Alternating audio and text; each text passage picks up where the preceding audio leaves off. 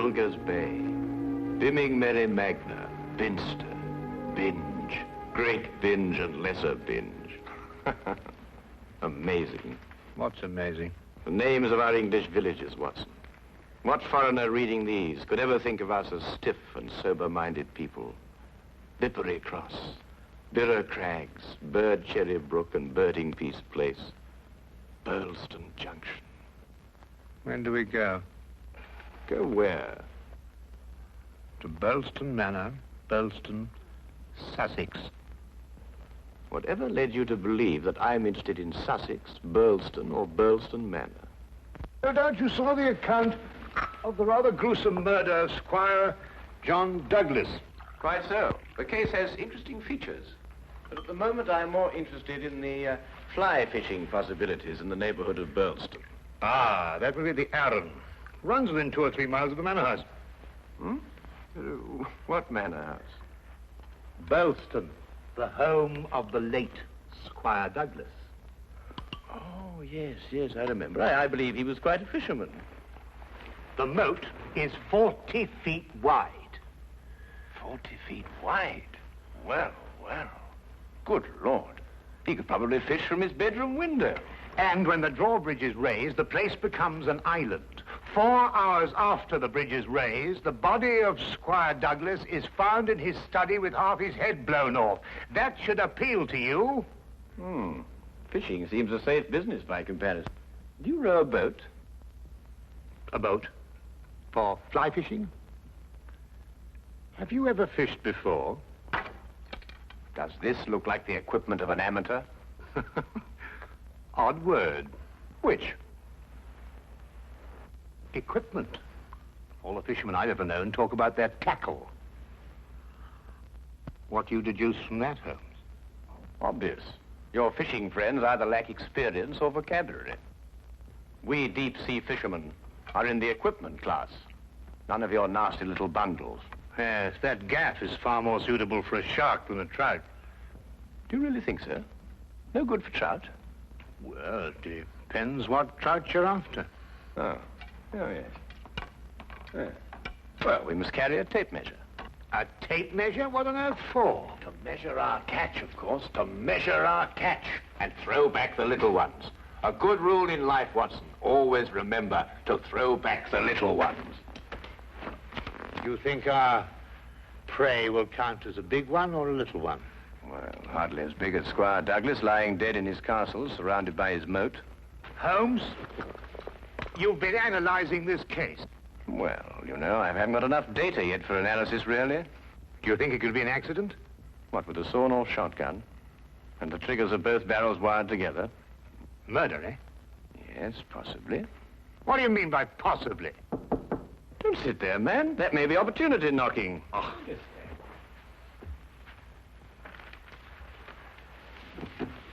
Come in.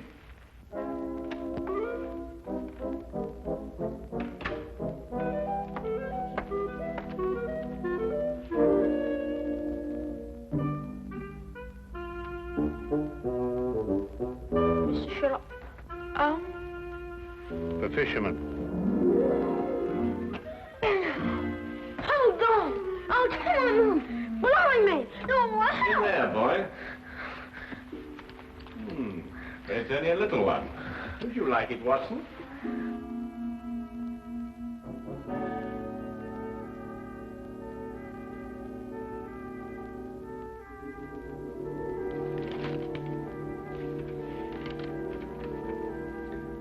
Would appreciate your view.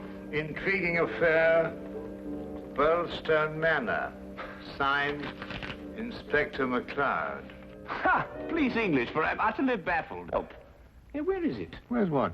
Well, the tape measure, of course. Where is that tape measure? Holding the fiddle case together, sir. Fiddle? Violin case, boy.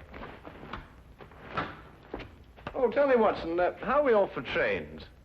Trains? Ah, yes. Now, let me see. Burlston.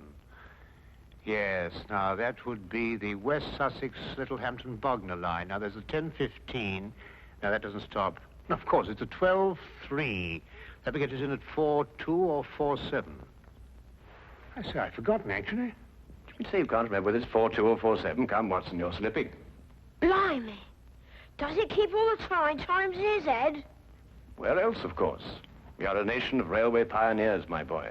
Like a great many Englishmen before him, Dr. Watson restricts his reading to the Bible, the Times, and Bradshaw's Railway Guide to the British Isles. Here, boy. Man of the March Hares, that's what you two are.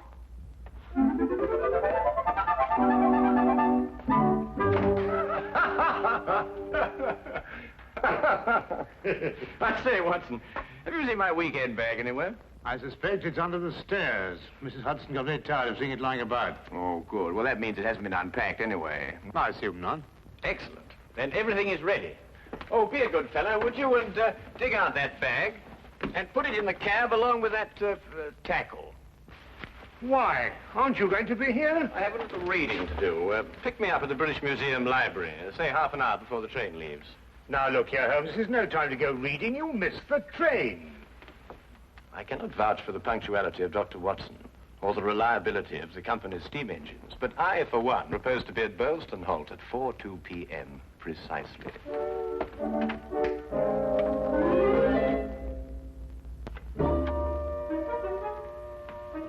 Or is it 4:07?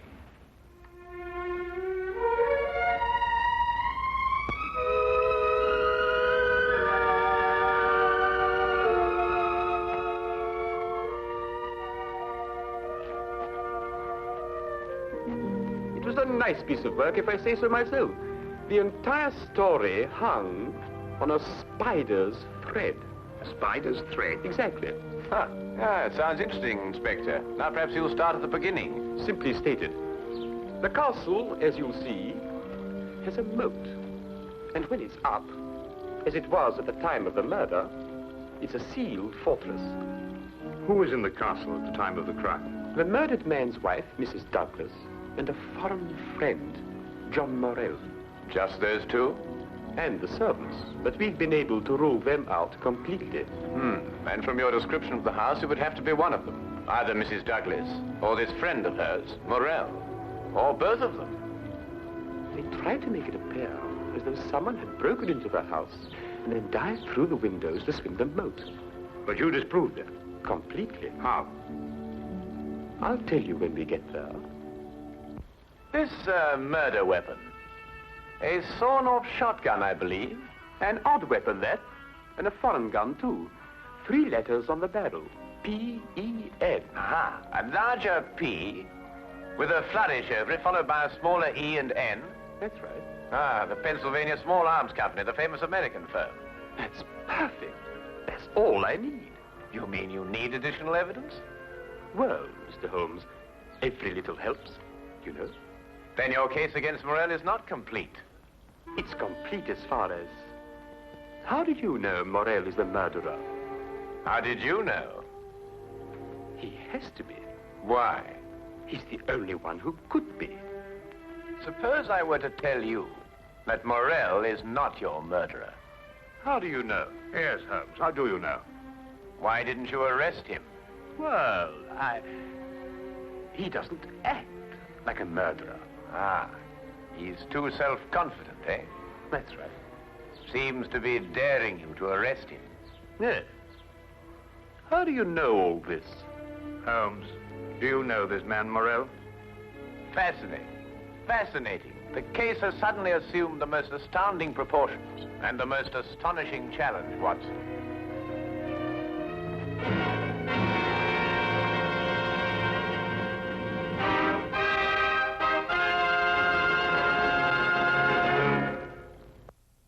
Specimen of the period. Yes, it is lovely, isn't it?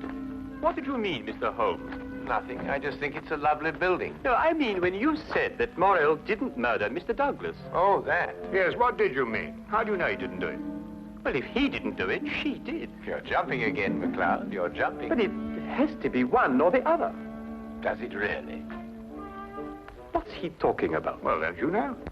No, I don't know. If 2 people are in a sealed house with a murdered man, one of them has to be a murderer. That's common sense. Ah, but is it logical? What do you mean? Is it logical? I don't know, but Holmes says that all the time. I was hoping you might be able to tell me.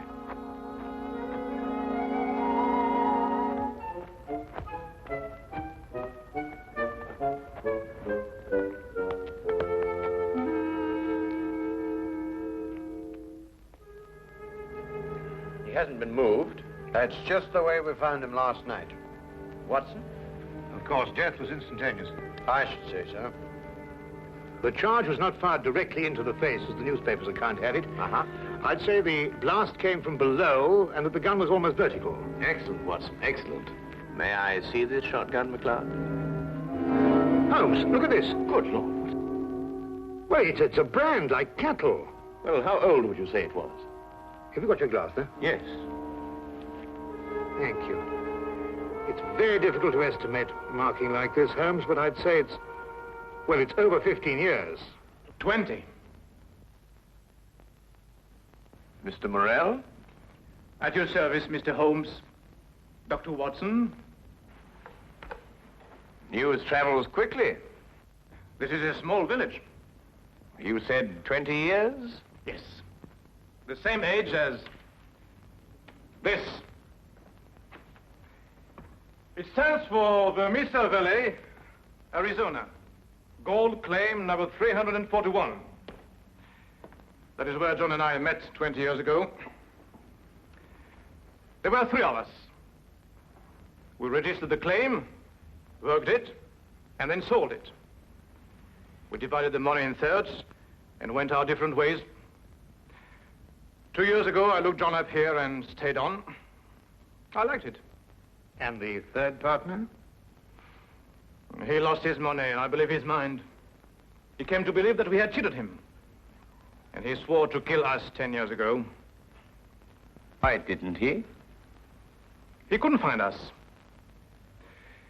No, we didn't have the same names at that time.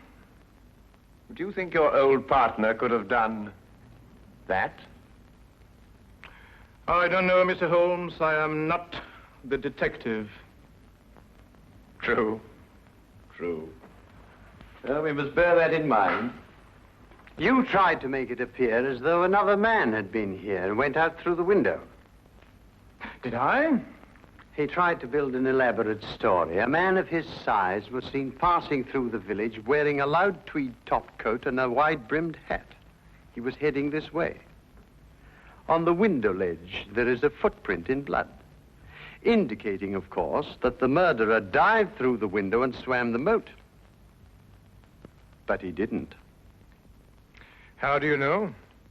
Because, Mr. Morrell, outside that window and just a few feet down is a very large and at least a month-old spider's web. Anyone jumping or diving through the window would have to pass through the web. And no one did. Well done, McLeod. Well done. A spider's web. The English police have the most amazing allies, I must say. Now that you have made your deductions, Mr. MacLeod, exactly what do they mean to me? For the moment, nothing. But I suggest you do not leave the castle grounds. And if I try to live?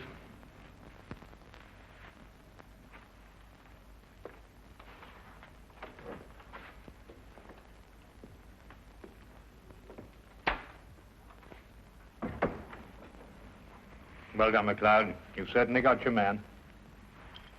But I'm not rushing in to make any arrest. I'm going to make sure the case is iron cast. Oh, very wise. And what's the motive?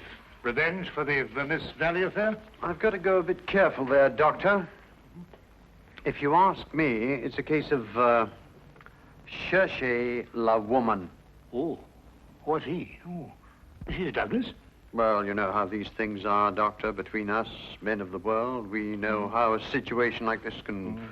Oh, of course. Of course. Of course. Of course.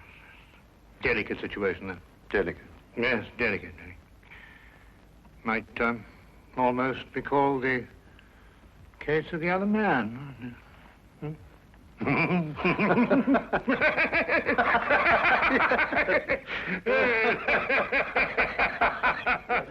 The Other Dumbbell. Who? Not who, what. What? That's right, what. What are you talking about? That. There's only one dumbbell. One dumbbell. That's right. Well? There's only one dumbbell, Watson. I know. That's it over there. Yes. Where's the other one? Well, I don't know. I've only just come here. Do you know where the other one is? What difference does it make? Well, that's right, yes. What difference does it make? Maybe there is only one dumbbell. One dumbbell? But they come in twos. Perhaps he only had one. Watson, do you mean to tell me that you can stand there, surrounded by all these athletic trophies, and suggest to me that such a man would only use one dumbbell? Well, what difference does it make? Yes, what difference does it make? Well, if you two are convinced that you can solve the case with the aid of a convenient spider, I'm going fishing. You're what? Oh, he's going fishing. He's brought his tackle. Why? To catch fish. Then I take it you're satisfied with my analysis of the crime. Find the dumbbell. Hang the dumbbell! You can't hang him until you find him. Who? The man who took the dumbbell.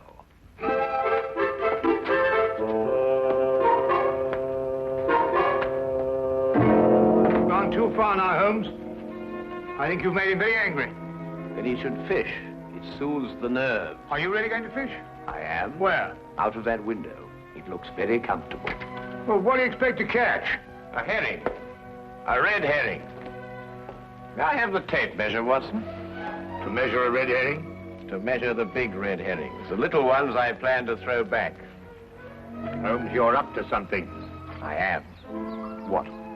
Would you like to help? Of course. Well, look. Take the good inspector down to the local pub and keep him there for at least an hour. While you fish for red herring? At the moment, I'm fishing for bait. I don't know what you're talking about, but I'll do it. Good. Remember, 1 hour. I may enjoy myself in the local and stay too.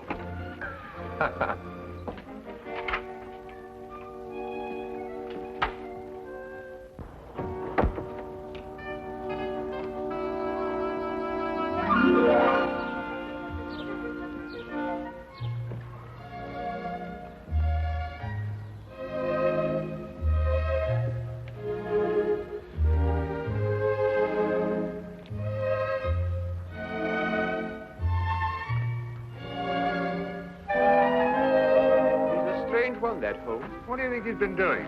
There's no guessing with him. For all we know, he may really have been fishing. Perhaps we should have given him more time. He's been an hour. That's all he asked for. Yes, that's right enough. Inspector McLeod? Hello, Sergeant. Have you seen Mr. Holmes? I certainly have, sir. What's wrong? You know the staircase in that room? Huh? Mr. Holmes was sliding down them banisters. He was what? That's right, sir. Sliding down the banisters he was. Well, he was probably investigating something. Probably. Well, let's ask him. There must be some reason behind it. Good afternoon, gentlemen.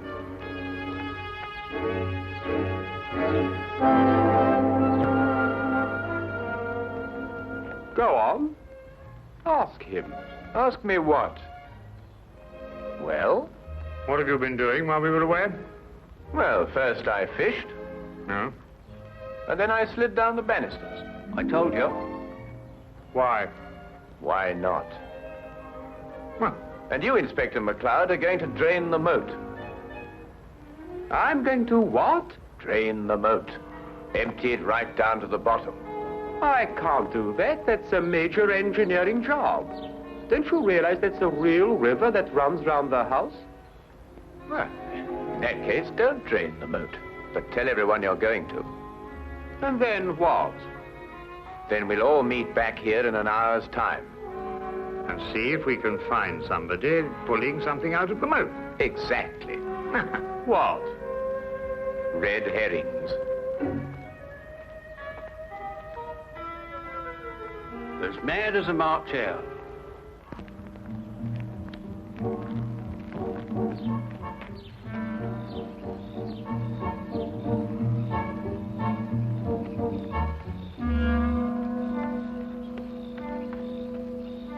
How much longer? Not much. You're certain everyone believes they're going to drain the moat? I don't know who believes it, but everyone knows I said it. Do you think someone will come to the murder room? Someone has been in it for some time. How do you know? The lights are out. Because I left them on. Look. What? That's it, let's go.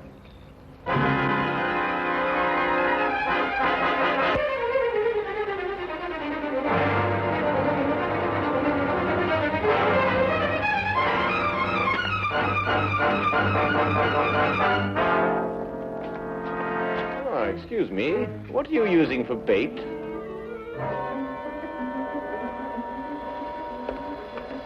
Oh, would you mind holding this?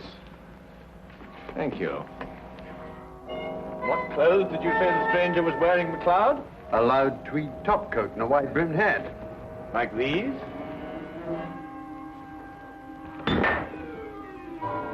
The dumbbell. Holmes, how did you know? When you're working near water, Watson, and a heavy object has disappeared, you may conclude, until you can prove otherwise, that it has been used to prevent some object from rising to the surface. All right, Morell. You're under arrest for the murder of John Douglas. It is my duty to warn you that anything you say may be taken down and used in evidence... No, MacLeod. You haven't got it at all. What? This gentleman didn't kill John Douglas because John Douglas isn't dead. He isn't what?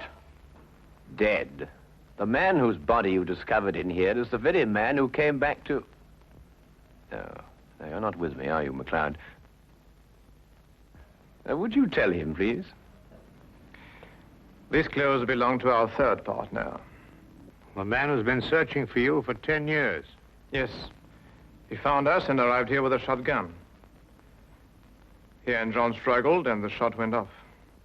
That explains the vertical angle of the blast. In the ensuing struggle, the gun went off. I heard the report and ran down immediately. I timed it from your room. 15 seconds if you run, and 10 seconds if you slide down the banisters. I ran. I thought you would. John was panic-stricken when he saw what he had done. I got the idea to change their identities. But then where is Douglas? With the aid of my tape measure, I was able to ascertain that there is a hollow space behind that wall. I imagine it conceals a passage under the moat. Yes, Mr. Holmes, it does. And John has had a 36-hour head start. We'll stop him. I told him you would. I'll issue orders for the apprehension of Mr. Douglas, and we'll talk about your part in this, sir, in the morning. You have conspired to conceal evidence. I'll still be here in the morning, Inspector.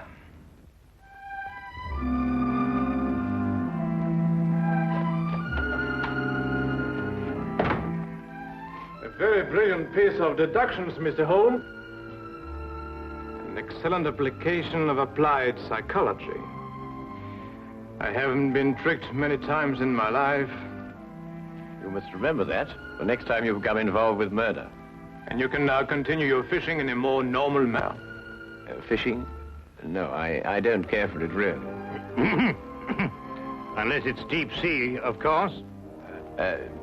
Yes. But in the absence of an ocean in the immediate vicinity, I think we'd better start back to Baker Street immediately. Well, now, there's a 9:13 or a 10:23. The 10:23 will hold us up at Tunbridge quite a while. Will it wait? Thank you, Mr. Holmes.